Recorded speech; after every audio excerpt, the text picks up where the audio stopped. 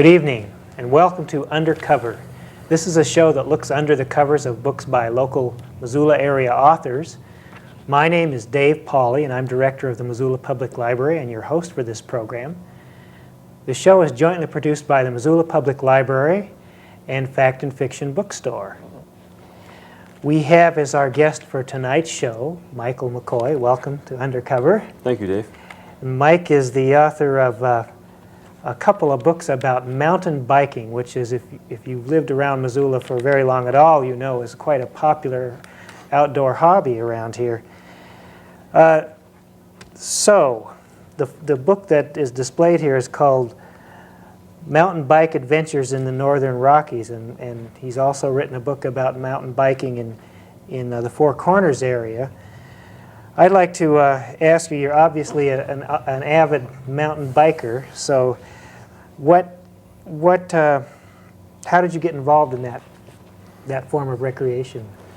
Well, I've been involved in recreation for a long time. I work, my real job, when I'm not doing this kind of thing, is working for Bike Centennial here in town. I began with them first back in 1976 when the organization first started, and worked that year, and then came back to work for them full-time in 1982. And shortly after I went back to work for Bike Centennial was when the mountain bike boom really started. Right. And I got into it myself in about 1984, and I just saw that I was starting to see some conflicts erupting in certain places in the more crowded areas of the country, like the Front Range of Colorado and Northern California, conflicts between mountain bikers and other trail users. And I thought there was going to be a need for guides to send people to places that weren't being used as much to help bypass some of these conflicts. Mm-hmm. In fact, you say in the introduction to your book that there are plenty of places for people to go mountain biking, that there really isn't any need for those kind of conflicts. Could you explain that a little bit? Well, I think the example of the rattlesnake here in Missoula is a real good case in point. It's a very good ride, but it's also the most popular ride in town, and everybody goes and does that ride because all their friends do it. And where there's something like, I heard, 2,000 or 3,000 miles of roads, rideable roads on the Lolo National Forest, yet probably, just guessing, 80% of the mountain bike outings take place in the short 15-mile rattlesnake corridor. Mm-hmm. It's just a compounding thing, and there needs to be something to point out some of these other options and guide people to them in order to take some of the pressure off the more popular areas. Mm-hmm. So that's one of the motivations for writing the book, and to give people some options of where to go to enjoy enjoy the sport. And you also said in your introduction that you didn't think there was any need for mountain bikers to go to designated wilderness areas or areas that are set aside for foot traffic or that sort of thing. Right. For one thing, it's illegal. Mountain bikes cannot go into wilderness areas, and I think even if they were open to mountain bikes, we don't need that extra land. There is so much available already to mountain biking if people just go about finding it and through guides and talking to forest administrators and so on. I wonder, maybe you could talk a little bit about bikes themselves. I mean, I see tons of mountain bikes, or what seem to be, I call mountain bikes, all over Missoula. What about somebody that's looking to get involved in this sport? What should they look for in a bike, first of all? Well, it depends at what level or what they want to do with the mountain bike that they get. Because you're right, the mountain bike is really the bike of choice today, where the 10-speed touring bike was the bike of the bike boom of the 1970s. Right. The mountain bike is the bike of this bike boom, and there really is a bike boom going on. Yeah. Recently, Outside Business magazine said that they did a poll of outdoor retailers in the country, and they found that mountain biking is indeed the fastest growing recreation in the country. And the mountain bike is being used for a lot of different things. Although they're all called mountain bikes, not necessarily everybody is riding in the mountains or even off the pavement with them. It's been estimated, I've read, that only between 10 and 20% of the mountain bikes that leave the showroom floor will ever leave the pavement. Because, among other things, it's a great town bike and a great commuting bike, as I understand you found out yourself. Yeah. The upright handlebars make it easier to look around in traffic, and the better brakes and the fat tires absorb the shock of potholes and so on. So they're good in mountains, but they're also good in urban environments. So if someone isn't necessarily going to be off-road riding, there still might be a reason for them to purchase a bike. Yeah, but there probably isn't as much need for them to spend as much money, because they won't need the really sturdy frame and the fork that goes along with spending upwards of $600 plus on a mountain bike. They can probably get by on spending $200 to $300 on a lower end model and have it work fine in the city. But if they are going to go off-road, what about then? Or they are going to do some trail riding, what are they looking at in terms of price and features of a bike? As far as price goes, if you get much under, or I'd say at all under $300, you're probably going to pay for it by getting some kind of a breakdown in the backcountry at some point. Because once you get above the $300 point or thereabouts, you get into a front fork, which is made of a stronger alloy than the bikes than the cheaper bikes are made of, and that is one of the first. It takes the most shock from the rocks and things you hit when you're mountain biking. That will be one of the first things to go, as will be the rims. The rims are also of a lower grade alloy if you spend much less than $300. So it's a safety consideration? It really is safety and investment. It's a lot better investment to spend over $300 because the bike will last you a lot longer. Right. You did, again, in the introductory material, you talked about safety and what people need to do to get themselves prepared for this kind of a sport. What about, you talked about physically prepared and the equipment that you need. How do those of us who may not feel we're quite fit enough for this kind of thing yet, what should we do to get ourselves ready, do you think? Well, there's a real wide array of the difficulty options out there, and I think you can just begin by going on some of the easier rides. You know, nobody says you have to go out and do a killer ride of 40 miles the first time out. You can just go out for as long as you like and build your endurance up on gradually steepening routes. What about in the winter when you can't ride a bike? Is there what do you do, for example, to keep? Well, funny enough, although I write books about mountain biking, what I consider my primary recreation is cross-country skiing. So I use mountain biking, in my mind, to get in shape or keep in shape for skiing in the winter. Okay. So vice versa, you can go cross-country skiing and stay in fine shape for mountain biking. Or, of course, go to a club and ride the stationary bike. And I find that through the year, by varying your exercise, you stay a lot fresher for the things that you like when that appropriate season rolls around, rather than try to fight. For me, it would be to fight through the winter like some people do and ride their bikes through the winter, actually doing training rides on snowy streets and so on. To me, that wouldn't be fun, and I think I wouldn't come into the spring as fresh as I do otherwise.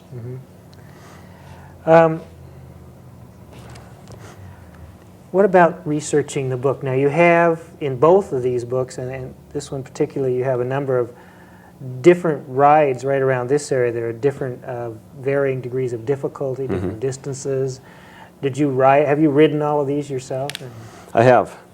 There are a few that I must admit that I covered in a four-wheel drive vehicle simply because of time allowances. I ran into trouble with the weather or other time constraints that didn't allow me to spend the time I needed to riding. But that's, of the two books, that's probably only 5 routes maybe.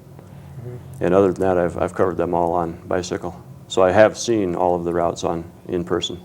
Yeah, I think it was pretty obvious from reading the descriptions that you had done that kind of research, but that's pretty challenging, isn't it, to do those? I mean, some of those were very challenging rides, and some were moderate. It is. It's challenging. I got real good at riding with one hand on the handlebar.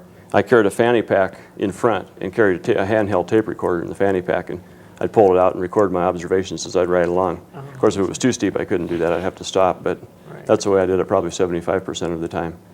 I found that much preferable to stopping and trying to jot down notes every time I see something, because most of the rides would take 3 or 4 times as long if you tried to do that. Right. And you tend to record a lot more information if you're talking into a recorder, all of which you won't need, but at least you have all of the details that you do need when you get to the point of writing it up. So do you write up the ride as soon as you can after you've done it? More for security than anything, because my worst nightmare would be to lose the tape that I've recorded 10 rides on, and then I just wouldn't know what to do. I'd have to take 2 more weeks off without pay at work and go out and research the rides again, I guess. So yeah, pretty much as soon as I would get back to the car, I would sit down and take fairly cryptic notes on paper, and then back at the word processor when I get back home, actually write the descriptions up. And these two books are focused on rides in parts of the West. But do you have plans to do other sorts of descriptions of rides in other parts of the country? I don't think so. Not in the near future. I've really gotten to enjoy writing with a T through doing these.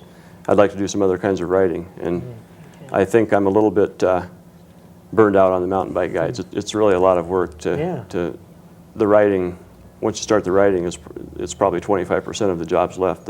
The research and recording the data and so on is the majority of the work. You're pretty careful also in your book to talk about what some of the hazards might be that people might run into. Like you don't advocate going alone, right? For the most part, and that people need to have the proper kinds of equipment and safety gear and everything. What are some of the hazards? I'm sure this is great fun, but also I think people that are thinking about getting started in it need to know what some of the drawbacks or the hazards might be. To me, one of the largest potential hazards is that the bike takes you away from civilization so fast. Whereas if you're hiking, if you hike for an hour, you might be at a pretty good pace. You might be 3 or 4 miles away. But if you're cycling at a pretty good clip, you can be 15 miles away. And then you break down or run out of water or have an injury or something, you can be in a lot of trouble trying to figure out how to, what to do next. That's in my mind the most hazard. And then just other obvious hazards of falling down and hurting yourself on the bike, and backcountry hazards of lightning and bad water and things like that go along with just about any backcountry type of pursuit. Right. Yeah. In fact, you had a section in there somewhere I read about what to do in case of a lightning, electrical storm. Yeah, and I wrote that from experience too. It's not a. I mean, that really happened to you when you were biking? Yeah, it's a scary experience to get caught on a ridge when a lightning storm rolls in. Yeah. Well, in the mountains, though, aren't those pretty common? They are. That I talk about, as you may have seen in there, I talk about the times of day that are better to ride in the thunder and lightning season than other times of day. And also, you talked about days of the week when you might find, weekdays you might find it less crowded out there. Right, on certain trails. I recommend people ride them during the week if possible. So the rattlesnake, which I mentioned earlier, is in my book. I recommend in there that people ride that on a weekday because so many people do go up there on the weekends. So in some places, congestion might really be a problem when so many people. In some places, yeah. Okay. And on the other hand, sometimes weekends are better if you're using a lot of logging roads where there might be some logging activity going on, as an example. Right. Yeah, I didn't think of that. Did you obviously, for any book, you're going to put in more time and effort and research than what actually appears in the book. Are there some places that you went that you decided weren't suitable, or? Yeah, I'd say for the first guide, the Northern Rockies guide, there are probably 10 rides I had planned to put in that for one reason or another I didn't end up putting in.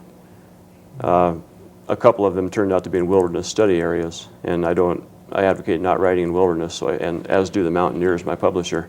So I couldn't put those in because who knows when it might become wilderness, and I hope that it does become wilderness. So I wouldn't want to have a ride in the book that sent people in there once it does change status. What about your publishers? Now, the Mountaineers are a really highly respected publisher.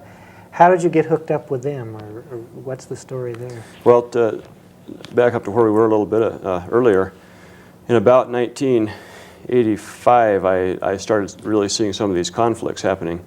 And it occurred to me that there was a need for a guide like this, and I thought that an environmental-based publisher such as the Sierra Club or the Mountaineers might be interested in publishing a book like this that will help alleviate some of these potential conflicts.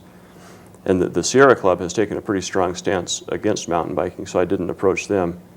I really didn't know what the Mountaineers' stance was. I sent them a query letter, and they wrote back quite discouraging, actually. They said that we've been approached by quite a few people who've wanted to do mountain biking guides, but our board of directors says stay away from that. That's a can of worms.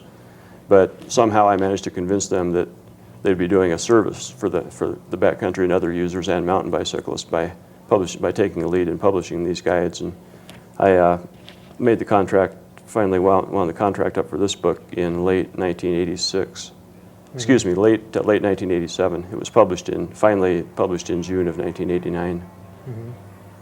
And do you get feedback from them about when you send in the manuscript about, well, we like this, we don't like this, we want this in, or yeah? How did that work? Were you happy with that process? Or? The first book was really a learning experience for me because I hadn't ever had anything major edited by, well, I'd never written anything major, so I'd never had anything go through the editing process.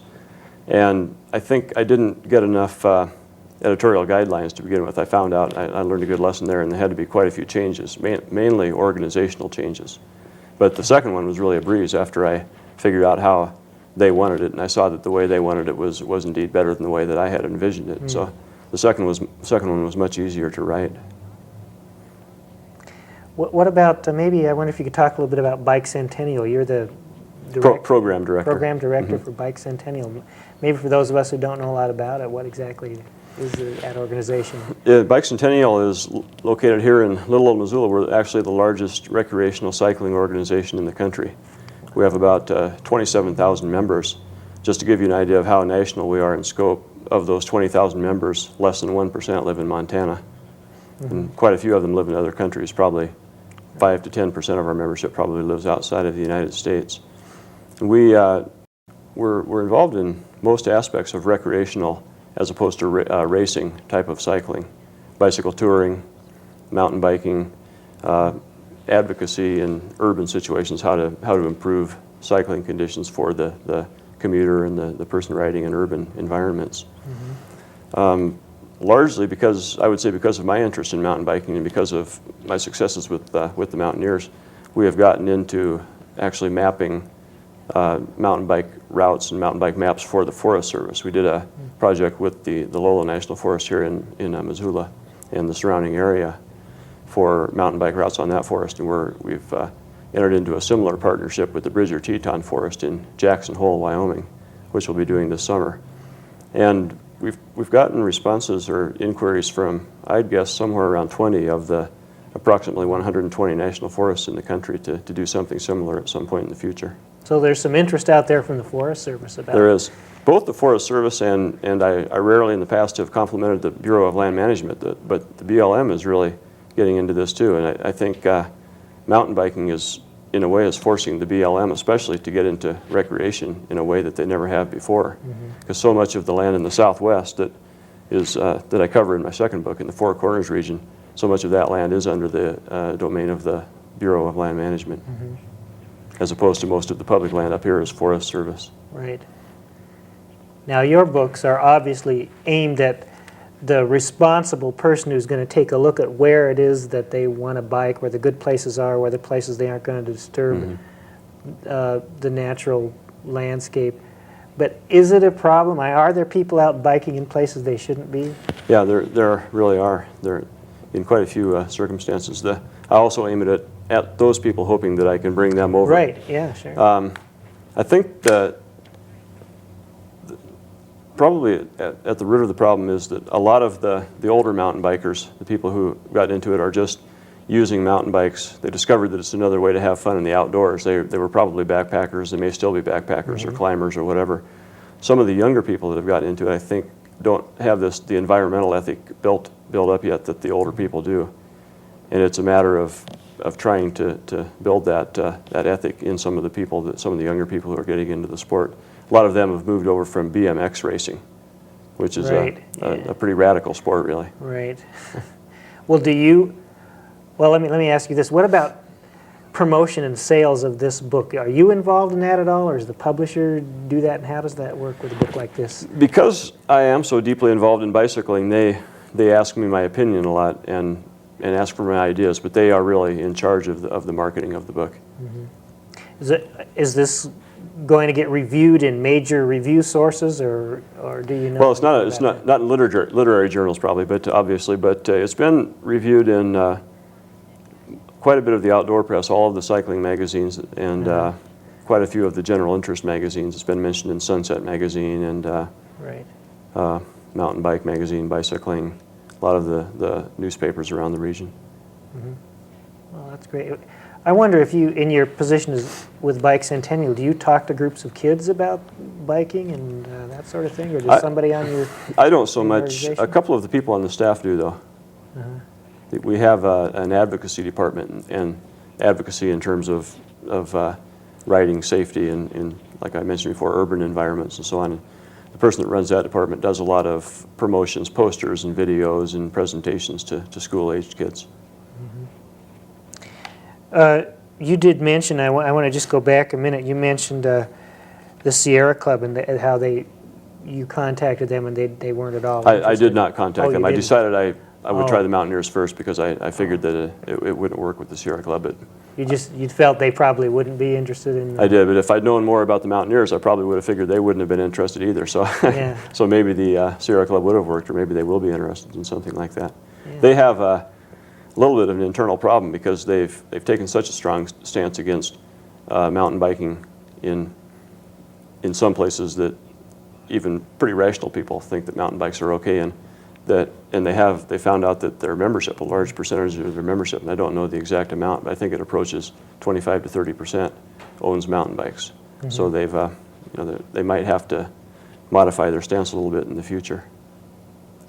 And we're, in many ways, I mean, a couple of the rides that you describe in here are right near us here in Missoula. Or, I could do them so easily. Right. We're kind of a mecca for this kind of recreation. Do we get people from out of state coming in to ride in Montana? More and more. There was a feature in a recent Outside magazine, I think it was maybe March or April, that mentioned Missoula as one of 3 or 4 relatively undiscovered but up-and-coming mountain bike destinations.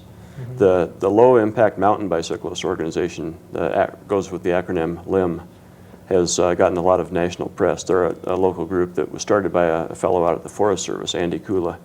And they started to try to head off some of the, kind of like the reason I had the idea for my books, to head off some of the problems in the Missoula area before they happen, having seen what has happened in some other areas of the country. They've really come up with some innovative ideas of how to do that, and they're getting a lot of attention from the outdoor press, and that in turn is bringing eyes onto Missoula.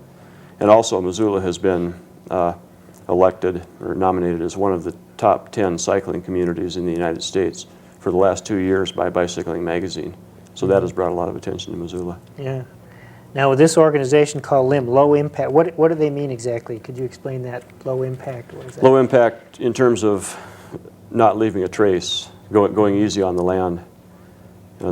Don't tear up muddy trails and don't scare horses in stock and things like that. Become a responsible and well-liked member of the trail community. In fact, you talk about that in your book pretty often about those kinds of things that we need to do or not do to make sure that... That's right. If for no other reason, for the salvation of the sport in the future. Yeah. Do you foresee that there might be some necessity at some point for legal regulations if people don't follow all these recommendations? Well, there have been trails closed to mountain bicyclists in various parts of the country where more of the conflicts have popped up. And that seems to be going pretty much on a case-by-case or a district-by-district basis. I don't know if there will be any national laws or state laws, except on maybe state parklands, for instance, coming up. I think things seem to be shuffling out, and the places where mountain bikes should and shouldn't go are becoming, I think, more accepted by both mountain bicyclists and other people that use the trails. So I don't foresee any national regulations other than maybe new wilderness areas being created, which would perhaps shut mountain bicycles out of a few places that they've become used to going into. Do you have any kind of sense of how many mountain bike owners there are in our community? Or? Well, the piece in Bicycling that I mentioned said that over half of Missoula's, they said 50,000 residents, however many residents Missoula really has, over half own bicycles. Wow. And I'm sure by far the majority of that is mountain bikes. Well, the name of the book is Mountain Bike Adventures in the Northern Rockies, and also companion volume Mountain Bike Adventures in the Four Corners region, which desert and mountain southwest. I certainly highly recommend them to bikers who want to find out about some interesting and challenging places to go. And our guest has been Mike McCoy. Thanks a lot for being with us on Undercover. We really appreciate your taking the time to come down here. And thank you, Dave. Your books are really pretty interesting, and I think pretty motivating for those of us who are just beginning to think about this whole idea of recreation on a mountain bike. I'd like to take a couple of minutes now to talk about things going on at the library this summer. We are involved in a summer reading program for children. Both school age and preschoolers can participate in this, and we think it's real important for kids to keep reading throughout the summer. So we'd like to encourage kids and parents to participate with their kids in this summer reading program. And it's a thing that many libraries do, and I think sometimes we don't really think about why libraries do summer reading programs. All the research that we know about indicates that kids who read during the summer keep their academic skills up, and when they go back to school in the fall, their reading level has not gone behind, but in fact in many cases they have advanced in their reading skills. So that's why we think it's very important for kids to read, to keep on reading, and to read for pleasure. And that's why we encourage children to participate in summer reading program. We have some special programs during the summer months. 1:30 on Tuesdays in July we'll be doing activity programs for school-age kids. And also during the month of July we'll be doing a preschool story time at 1:30 on Thursdays for kids ages 3 to 5. And we just think it's real essential for kids to come to love books and reading, and that's exactly what we're trying to do with all the programs we do for kids. And the summer gives us an opportunity to reach a lot of children in Missoula. So we urge parents to make sure their kids are participating in this. It's lots of fun. There are no tests, no grades, no worksheets, just some fun activities and lots of good books for them to investigate. If you want more information about our summer reading programs or any of the programs that we do at the library, please call us at 721-2665. And I'd also like to emphasize that our summer hours are the same. Hasn't been true in the past, but this summer we are open 6 days a week, including Saturdays. We're open until 9 in the evenings, Monday through Thursday, and 10 to 6 on Friday and Saturday. So we encourage people to come down to the library during those hours. And if you don't remember, you can always call us at that famous number, 721-BOOK, and find out what our hours are. Again, I'd like to thank Mike McCoy for being our guest on Undercover and for writing these wonderful books about mountain biking. Can't think of a more appropriate place to do that than Missoula, Montana. Thanks again. Thank you, Dave.